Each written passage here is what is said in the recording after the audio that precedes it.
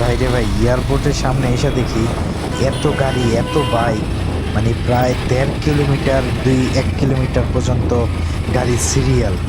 তেল ভাড়া নিয়ে, তেল যখন থেকে বেড়েছে তার আজকে 3 থেকে 4 দিন পর ভিডিও করতেছি আমি। এই 3 থেকে 4 দিন পরও এত পরিমাণে মানুষ সিরিয়াল ধরে দাঁড়িয়ে আছে। সবসময় আমি যতবারই এয়ারপোর্টের সামনে দিয়ে যাই, ততই সবসময় দেখি এত পরিমাণে মানুষ। কতটা ভোগান্তির মধ্যে আছে মানুষ। দেশের যে পরবর্তী সময় দেশের কী একটা অবস্থা হবে তা বলার বাহিরে। আমার দেখা যায় মনে হয় 1-2 মাস পরে আমরা এমন হবে সাইকেল ছাড়া আর কোনো উপায় নেই। সাইকেল ছাড়া আমরা কিছু চালাইতেই পারবো না, কারণ তেল পাওয়া যাবে না এক সময়। যাক, এমন ভোগান্তি না হোক, আমি চাই ভোগান্তি না হোক, খুব তাড়াতাড়ি সমাধান হোক।